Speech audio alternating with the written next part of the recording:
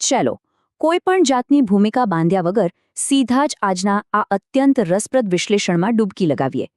આજે આપણે એક એવી વાત કરવાના છીએ જે કદાચ તમારો દુનિયાને જોવાનો નજરિયો બદલી નાખશે.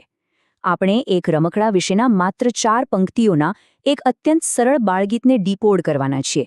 હવે તમે કદાચ વિચારતા હશો કે એક સામાન્ય બાળગીતમાં વળી એવું તો શું હોઈ શકે, પણ ખરેખર આ નાનકડું ગીત માનવ સ્થિતિ અને આપણા અસ્તિત્વ અંગે એટલી ગહન અને અદ્ભુત આધ્યાત્મિક આંતરદૃષ્ટિ ધરાવે છે કે તમે આશ્ચર્યચકિત થઈ જશો.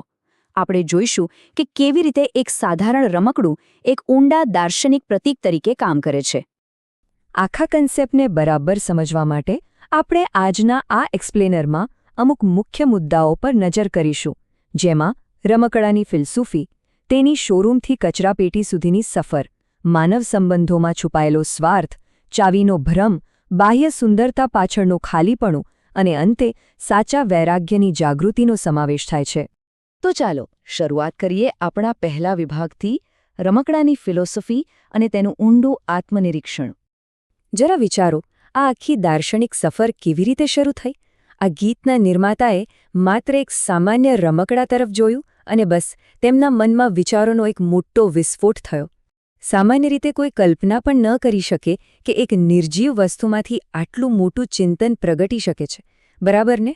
મૂળ લખાણ આપણને સમજાવે છે કે આ ચિંતનમાંથી જન્મેલું ગીત અત્યંત સરળ ભાષામાં પરમ સત્ય અને વૈરાગ્યની લાગણીઓ પીરસે છે.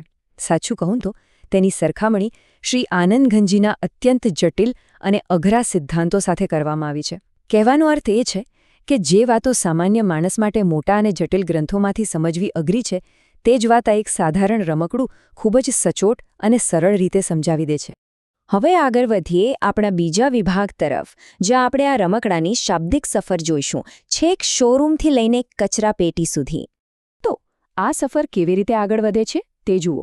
શરૂઆતમાં રમકડું એક મોટા શોરૂમમાં પોતાના અહંકારની ચરમ સીમા પર હોય છે.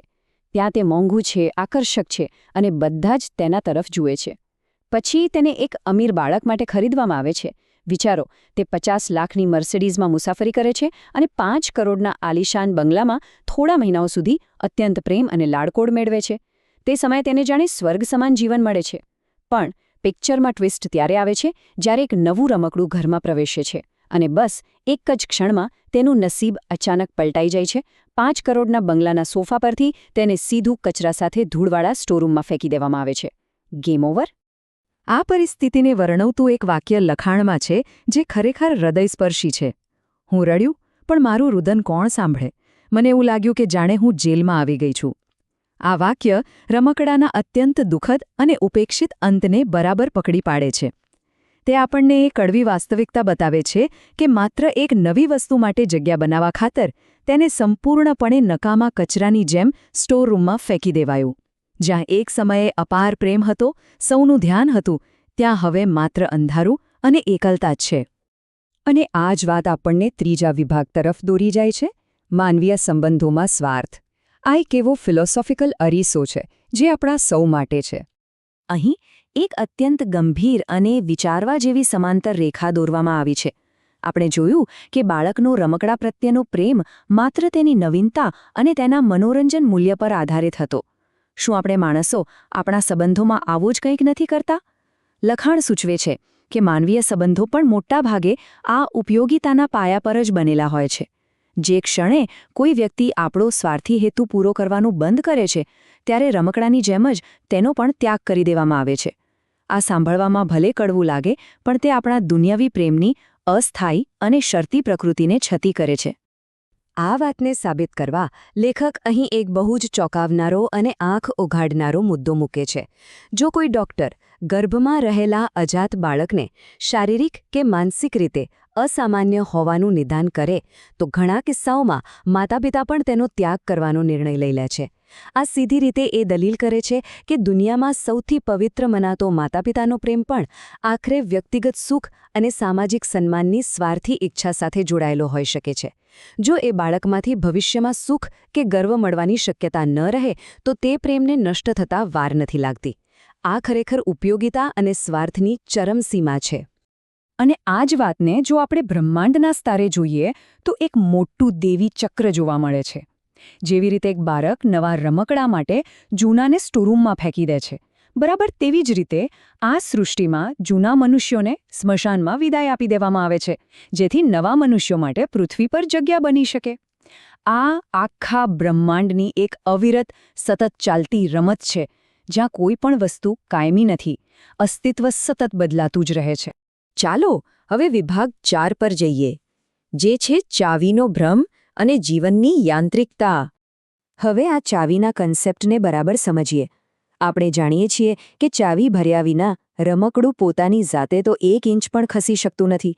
આની સીધી સરખામણી આપણા માનવીય અસ્તિત્વની આયુષ્યની ચાવી સાથે કરવામાં આવી છે. આ એક એવી અદૃશ્ય ચાવી છે જે આપણા દુનિયાના તમામ કાર્યો અને હલનચલનને શક્તિ આપે છે. આપણે ભલે અહંકારમાં માનીએ કે આપણે સંપૂર્ણપણે સ્વતંત્ર છીએ અને બધું જ આપણા કંટ્રોલમાં છે, પણ હકીકતમાં આપણે આ અદૃશ્ય ચાવીથી જ સંચાલિત છીએ. જરા સરખામણી જુઓ. યાંત્રિક ચાવી પૂરી ન થાય ત્યાં સુધી જ રમકડું ચાલે છે, નાચે છે અને હલે છે. અને માણસ, જ્યાં સુધી આયુષ્યની ચાવી પૂરી ન થાય ત્યાં સુધી જ તે ચાલે છે, બોલે છે, ખાય છે અને હસે છે.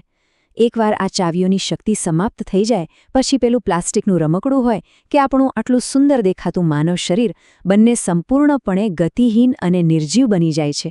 જ્યારે શ્વાસરૂપી ચાવી પૂરી થાય છે ત્યારે માણસ પણ એક જડ રમકડાની જેમ જમીન પર ઢળી પડે છે. આપણે જે કંઈ પણ કરીએ છીએ તે ખરેખર એવા યાંત્રિક તંત્ર પર આધારિત છે જેના પર આપણું કોઈ જ નિયંત્રણ નથી. આ બધું આપણને વિભાગ 5 પર લાવે છે, જ્યાં આપણે સુંદરતા, ખાલીપણું અને આપણા અંધ માર્ગોનું વિગતવાર વિશ્લેષણ કરીશું. તમે ટેડી બિયર જેવા સોફ્ટ ટોયસ તો જોયા જ હશે. બહારથી તે કેટલા ક્યૂટ અને આકર્ષક લાગે છે, પણ જો તેને ખોલીએ તો અંદર શું હોય છે? માત્ર નકામા ચિંથરા અને કચરો.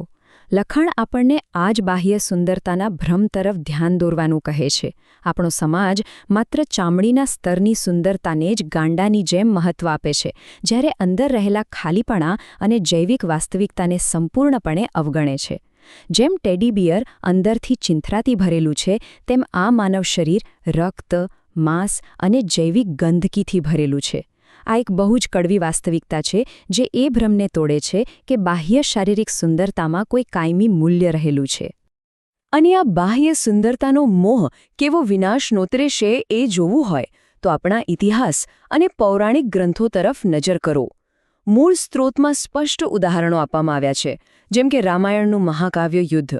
મણિરથ દ્વારા માત્ર શારીરિક આકર્ષણને કારણે પોતાના જ સગાભાઈની હત્યા, રાજા ચંડપ્રદ્યોતનો શતાનિક પર હુમલો, કે પછી શ્રેણિક દ્વારા ચીલણાનું અપહરણ. આ બધા ઉદાહરણો આપણને ચોક્કસપણે સાબિત કરે છે કે જ્યારે આ ચામડી અને બાહ્ય સુંદરતાનો મોહ જાગે છે, ત્યારે તે માણસ પાસે અત્યંત વિનાશક, હિંસક અને મૂર્ખતાપૂર્ણ કાર્યો કરાવે છે. હવે આ હઠીલાપણાની સરખામણી જુઓ, જે એકદમ પરફેક્ટ છે. ચાવીવાળું રમકડું ઘરના ફર્નિચર સાથે અથડાય છે, પડે છે, છતાં તે ત્યાં જ માથું માર્યા કરશે અને તે જ દિશામાં આગળ વધવાની કોશિશ કરશે. તે પોતાનો માર્ગ જાતે બદલી શકતું નથી, બરાબર? તે જ રીતે આપણે મનુષ્યો વારંવાર જીવનમાં દુઃખો, પીડાઓ અને સંઘર્ષો સાથે અથડાઈએ છીએ, છતાં આપણે આ દુનિયાવી મોહમાયાનો આપણો માર્ગ બદલવાનો હઠપૂર્વક ઇનકાર કરીએ છીએ. કેટલી મોટી વક્રોક્તિ છે કે લોકો તેમના પરિવારો માટે અત્યંત વેદનાઓ સહન કરે છે, ગર્વથી કહે છે કે અમે અમારા સ્વજનો માટે ઝેર પણ પી લઈશું, પરંતુ તેઓ આધ્યાત્મિક માર્ગ પર પોતાના આત્માના કલ્યાણ માટે એક પણ ડગલું માંડવા તૈયાર થતા નથી. તો હવે આપણે આ વિશ્લેષણના અંતિમ અને સૌથી મહત્વના વિભાગ એટલે કે સાચા વૈરાગ્ય તરફ જાગૃતિ અને તેના અંતિમ ઉકેલ પર પહોંચી ગયા છીએ. આ આખી વાતમાં સૌથી કરુણ બાબત કઈ છે ખબર છે? પેલું રમકડાના ચહેરા પરનું રંગેલું સ્મિત. લખાણ એ કરુણ વિડંબનાને પ્રકાશિત કરે છે કે રમકડાને શોરૂમમાં સન્માન મળે, તેનું અપમાન થાય, કચરાની જેમ ફેંકાય કે પછી તૂટીને તેના ટુકડા થઈ જાય, તે તમામ સંજોગોમાં તેના ચહેરા પર એ માત્ર એક જ રંગેલું સ્મિત જાળવી રાખે છે, કારણ કે તેની પાસે કોઈ ચોઇસ નથી. આપણે મનુષ્યો પણ દુનિયામાં સમાન પ્રકારની ઠોકરો ખાઈએ છીએ, અપમાનો સહન કરીએ છીએ, છતાં આપણે આપણા આ પીડાદાયક મોહને છોડવાનો ઇનકાર કરીએ છીએ અને બધું બરાબર છે એવું દર્શાવવા એક ખોટું સ્મિત પહેરીને ફરીએ છીએ. અને પેલા શોકેસવાળા રમકડાને તો ભૂલવા જેવું જ નથી. લખાણમાં એક ચોક્કસ દુર્ઘટનાનો ઉલ્લેખ છે, અને તે છે શોકેસનું રમકડું, જેની સાથે કોઈ બાળક ક્યારેય રમાતું નથી. તે માત્ર સજાવટ માટે, ખાલી દેખાડા માટે આ જીવન કાચની જેલમાં રહે છે. આ વાત આધુનિક સામાજિક પ્રતિષ્ઠા અને દેખાડાના છટકા સાથે સીધી જોડાયેલી છે. આજે ઘણા મનુષ્યોનું જીવન પણ માત્ર સમાજને બતાવવા અને શોકેસમાં રહેવા પૂરતું જ સીમિત રહી જાય છે. તે એક સંપૂર્ણપણે વેડફાઈ ગયેલું અસ્તિત્વ બની જાય છે. આ બધું સમજ્યા પછી અંતે આ લખાણ આપણને એક અત્યંત ગંભીર અને તાકીદની ચેતવણી આપે છે. તે કહે છે, મૂર્ખ ન બનો, વૈરાગ્ય પામો, વિવેક પામો, સમજો કે આ બધું લાંબુ ચાલવાનું નથી. આ દુનિયાવી પ્રેમ, લોકોની પ્રશંસા અને આ ભૌતિક ઉપયોગિતા આખરે એક દિવસ સમાપ્ત થઈ જશે. જો સમય રહેતા સાચો વૈરાગ્ય પ્રાપ્ત ન થાય તો અંતે હાથમાં માત્ર ને માત્ર નિરાશા જ રહેશે. તો આજના આ એક્સપ્લેનરના અંતે આ વિશ્લેષણ આપણી સામે એક અત્યંત ગહન પ્રશ્ન છોડી જાય છે. શું માત્ર એક રમકડું હોવાનો આ અહેસાસ આપણા ચહેરા પર એ જ અજ્ઞાનતાનું રંગેલું સ્મિત રાખી મૂકશે, કે પછી તે ખરેખર આંતરિક શાંતિ અને સાચી જાગૃતિ લાવશે? શું આ જ્ઞાન આપણો માર્ગ બદલી શકશે, કે પછી દુનિયાવી ફર્નિચર સાથે અથડાવાનું તે જ અનંત ચક્કર આમ જ ચાલતું રહેશે? આ બધું જાણ્યા પછી હવે પસંદગી આપણે કરવાની છે કે શું આપણે માત્ર એક ચાવીવાળા રમકડા તરીકે જીવન પૂરું કરવું છે, કે પછી સાચા અર્થમાં જાગૃત થઈને મુક્ત થવું છે? વિચારો.